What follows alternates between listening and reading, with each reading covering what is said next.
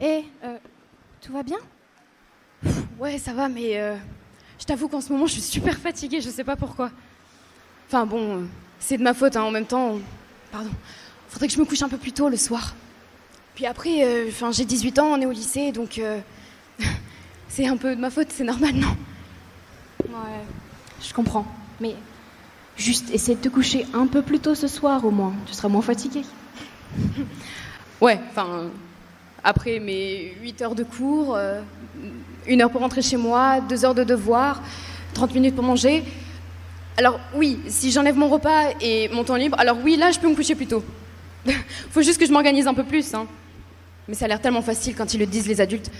Tu sais, de tout bien faire, de bien travailler, de faire du sport, d'avoir de bonnes notes, d'être engagé aussi, parce que c'est important d'être engagé pour entrer dans de grandes écoles et d'avoir un bon métier pour pouvoir changer les choses. Et moi, j'aimerais changer les choses. Il y a tellement de choses qui m'intéressent, de sujets qui me révoltent et dont trop peu de gens parlent. Alors, je suppose qu'il faut que je suive les règles du jeu, même si je les comprends pas vraiment, que je reste polie, courtoise, que je travaille. Puis, je comprendrai quand je serai plus grande. Tu comprendras quand tu seras plus grande. C'est mignon. Non mais, tu penses qu'ils l'ont compris ce jeu? Tu penses que les adultes le comprennent ce jeu?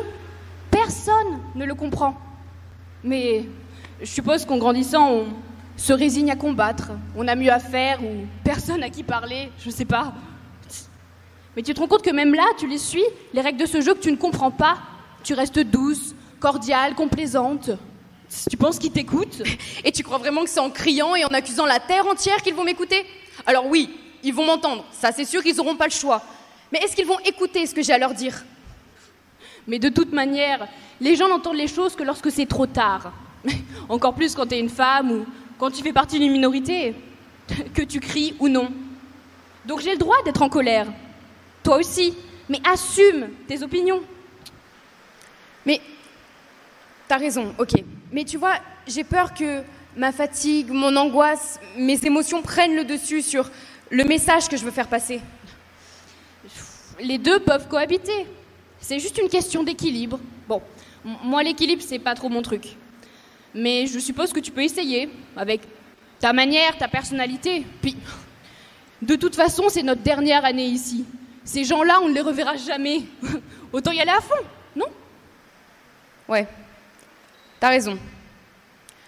Alors permettez-moi de recommencer. Bonjour, je m'appelle Amy, et aujourd'hui je suis fatiguée. Comme de plus en plus de jours, pour être honnête. Et je suis sincèrement désolée si ce que je m'apprête à vous dire vous paraît pessimiste ou déprimant, mais c'est juste ce que je ressens.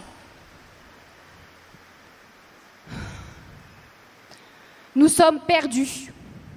Notre génération pense qu'elle sera la dernière. Elle pense qu'elle ne sera jamais assez vue, jamais assez écoutée, jamais assez prise au sérieux. Parce que l'on vit dans un système n'ayant qu'un seul modèle de ce qu'est le mérite. Travailler, avoir de bonnes notes, faire de grandes études, se marier en étant hétéro, bien sûr, avoir des enfants, puis les pousser à entrer dans ce cycle sans fin. Nous sommes des millions pour un seul modèle, à devoir réfléchir à un avenir que l'on doute avoir. Nous sommes en colère. On nous a répété tout le long de notre scolarité que notre génération était bête, que l'on avait le cerveau cramé par les écrans, un QI qui baissait d'année en année. Mais comment voulez-vous que l'on se construise lorsque toute notre valeur repose sur de simples chiffres? Nous sommes perdus, et de plus en plus d'entre nous doutent d'eux-mêmes. Et je suis fatiguée d'avoir l'impression que toute ma vie se joue maintenant, que les quelques choix que j'ai faits dans l'année définiront si, oui ou non, je serai heureuse dans ma vie. Que j'aurais totalement pu faire un mauvais choix et de me rendre compte à 40 ans que je suis passée à côté de ma vocation. Puis de me demander si j'ai réellement une vocation ou si je ne fais que faire semblant d'aimer des choses. Est-ce que je me mens à moi-même pour me convaincre que je corresponds à ce qu'ils attendent de moi? Je suis dégoûtée par certaines personnes, par certains discours. Il faut dissocier l'homme de l'artiste, me disent-ils. Eh bien, montrez-moi comment dissocier la femme de la victime. Citez-moi un homme dont la carrière a été détruite par des accusations. Les derniers ont rempli 3 fois l'Accor Arena, où ont été défendus publiquement par le président de la République. Et nous, et moi, qui nous défend? J'ai pas confiance en moi. Et je me compare constamment à des filles que je ne connais pas et à des corps qui ne sont pas réels. Parce que j'ai constamment l'impression qu'il faut que je change, que je ne suis pas assez bien. Parce que mes bourrelets, mes boutons, mes poils, ma cellulite, mes cheveux gras, tout aussi naturels soient-ils, sont loin d'être acceptés et encore moins considérés comme beaux. Je suis fatiguée. J'aurais dû me coucher plus tôt hier soir, me diriez-vous. Mais le soir, les pensées reviennent et forment un cocon tranchant, presque agréable au bout d'un moment. Alors, je prends mes médicaments. Atarax, fluoxétine, Stresam, Ritaline, Sertraline, Effexor.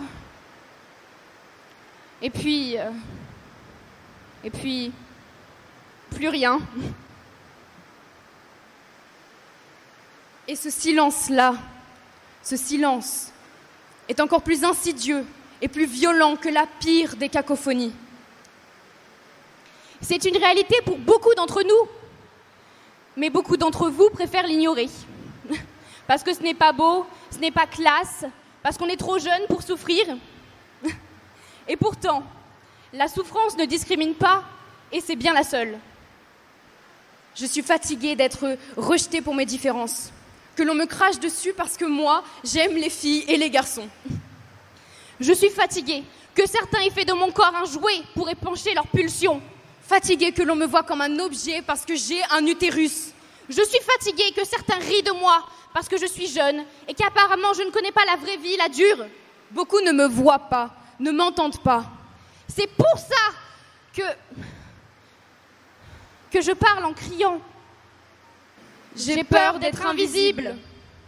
Je pense qu'on peut les applaudir très très très très fort. Je veux une bombe s'il vous plaît, parce qu'ils viennent tout droit du lycée Xavier Mallet. Merci beaucoup nos audacieuses, merci beaucoup.